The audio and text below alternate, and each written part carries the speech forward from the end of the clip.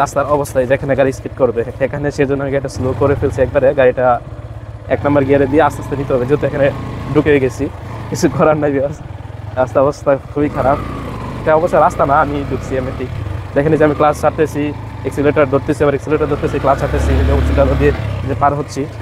Because অনেকে জানতে চান যে কীভাবে আপনারা অফ রোডে বাইক রাইড করবেন এবং বাইক কন্ট্রোল করবেন, সেই বিষয়টা এই ভিডিওর মাধ্যমে প্র্যাকটিক্যালি আপনাদের সাথে শেয়ার করার চেষ্টা করব। আমি এখন একটা অফ রোডে আছি, যেটা হচ্ছে গজারিবনের ভিতরে, পুরাই মাটির রাস্তা, মাঝামাঝি আবার পাকা রাস্তা থাকবে, ভাঙ্গা রাস্তা থাকবে, উঁচু নিচু সব কিছু এভরিথিং মিলিয়ে থাকবে। সেটা প্র্যাকটিক্যালি বোঝানোর জন্য এই রোডে আসলাম এবং আপনাদেরকে ভালোভাবে বোঝানোর জন্য।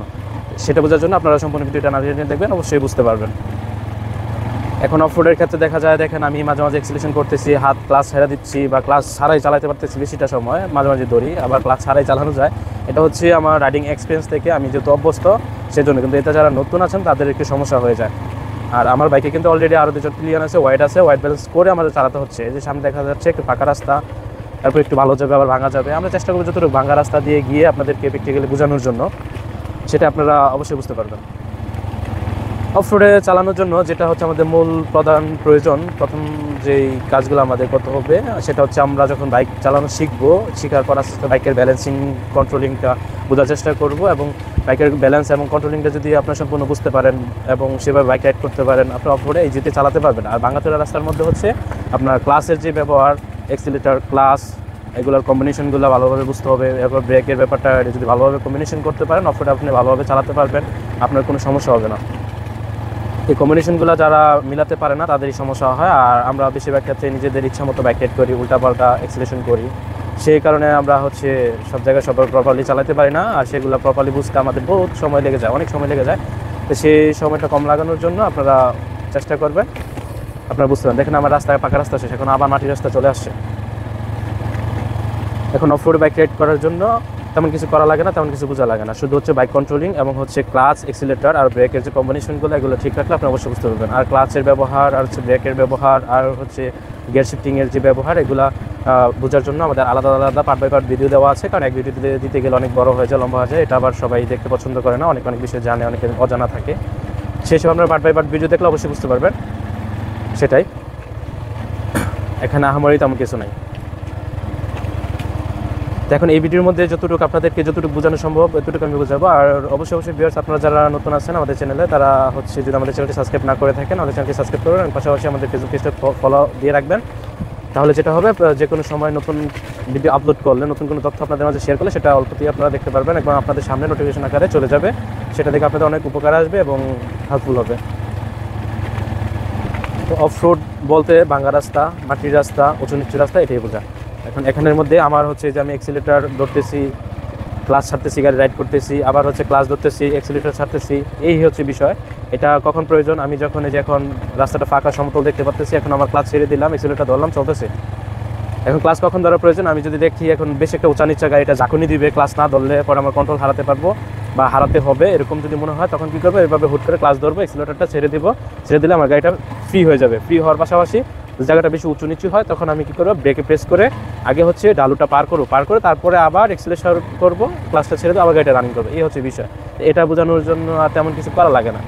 যে আমি সমতলে ছিলাম, এবার উপরে উঠতেছি, যে ক্লাস ধরেছিলাম, একবারে ভাঙ্গা জায়গার সামনে এসে আমি ক্লাসটা ছেড়ে দিয়েছি, যে আবার ভাঙ্গাতে পড়তেছি, ক্লাস ধরছি, হালকা ব্রেক প্রেস করছি, এক্সিলেশন হালকা করতেছি, ক্লাসও ধরতেছি, ছাড়তেছি।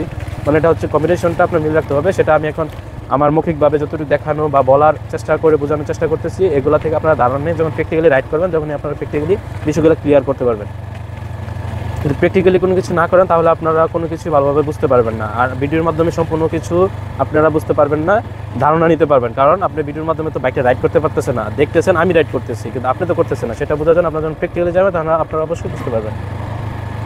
এখন আপনাদের এগুলো বোঝানোর জন্যই আমরা এসব রাস্তা দিয়ে চলাচল করি বা বোঝানোর চেষ্টা করি। যে দেখেন রাস্তার অবস্থা, আমি পাকা রাস্তা ছাড়া ভিতর রাস্তা যাচ্ছি, একটু আপনাদেরকে বোঝানোর জন্য। দেখেন রাস্তার অবস্থায় যেখানে গাড়ি স্পিড করবে সেখানে সেজন্য আমি গাড়িটা স্লো করে ফেলছি একবারে। গাড়িটা 1 নম্বর গিয়ারে দিয়ে আস্তে আস্তে নিতে হবে, যেহেতু এখানে ঢুকে গেছি, কিছু করার নাই।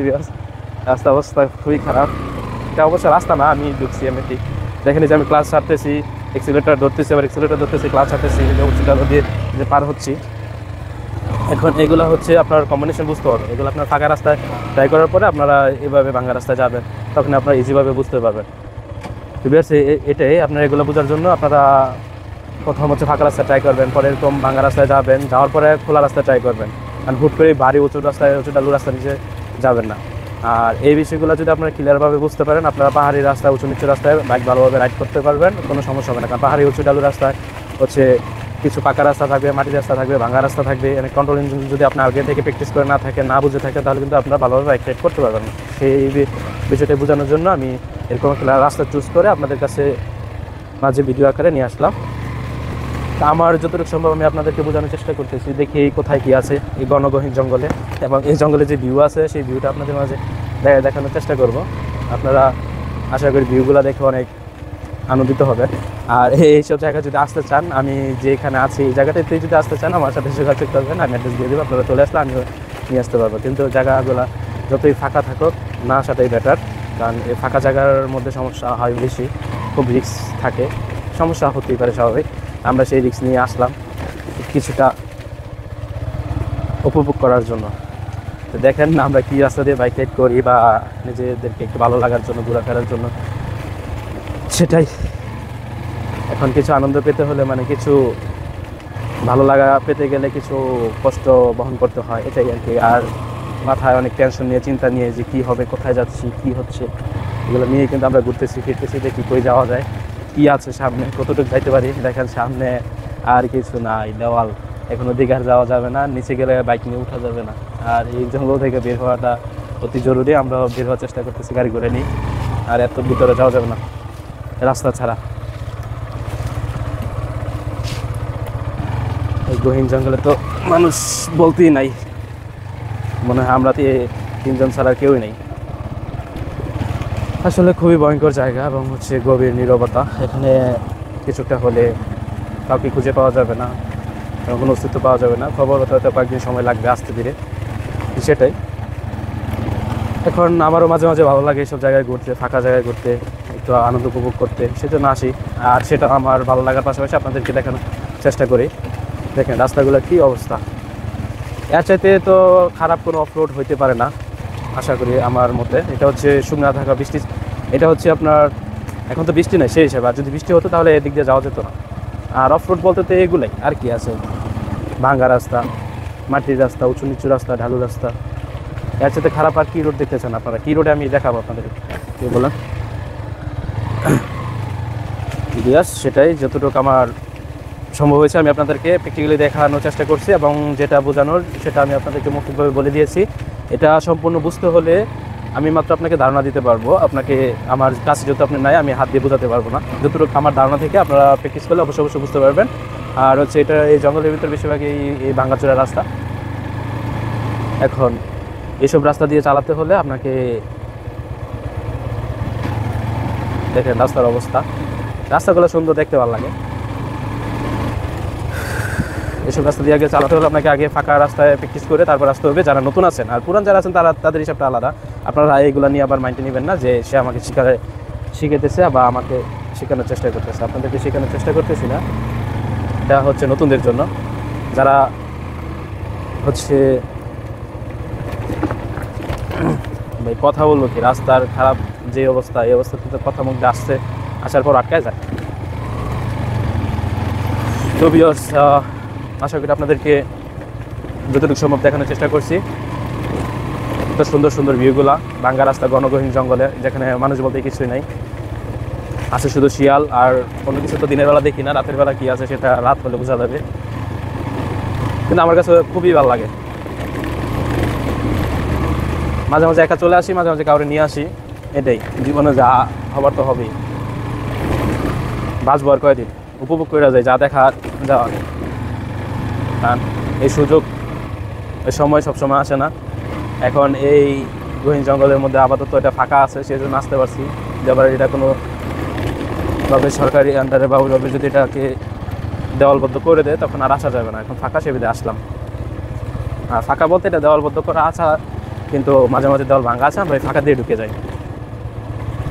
আর এটা হচ্ছে আপনার একটা সরকারি জায়গা, এটা হচ্ছে safari park, Bangabandhu Sheikh Mujibur Rahman safari park, যেটাকে আপনারা নামে জানেন, সেটাই হচ্ছে এটা হচ্ছে পরিত্যক্ত যে এরিয়াগুলো, সেই পরিত্যক্ত এরিয়াগুলো, আমরা সেই এরিয়াটাতে এখন ঘোরাঘুরি করতেছি। কারণ এটা পরিত্যক্ত ঘোষণা করা হয়েছে তখন যখন এগুলো দেওয়াল সীমানা এরিয়া ভাঙা হয়ে গেছে, মানে ভেঙে গেছে, পশু পাখি রাখা যাচ্ছে না, বেরিয়ে যাচ্ছে, এগুলো হচ্ছে আপনার ওইভাবে আবার দেওয়ালগুলো ঠিক করা হয় নাই, তখন এটা পরিত্যক্ত ঘোষণা করা হয়েছে। এটা আবার হচ্ছে কিছু কিছু সাইডে কাজ চলতেছে, সম্পূর্ণ কাজ হয়ে গেলে আবার এটা হচ্ছে পশু পাখি লালন পালনের জন্য এটা প্রযোজ্য হবে। এখন ভিতরে এরিয়াতে আবার একটা সমস্যা হচ্ছে, নেট পাওয়া যায় না, লোকেশন দেখা যায় না। আমরা তো যাইতেছি কোথায় গিয়ে রাস্তা শেষ হবে সেটাও জানি না। দেখি কোন পর্যন্ত যাওয়া যায়, আবার ব্যাক করবো, আশা করি কোনো সমস্যা হবে না।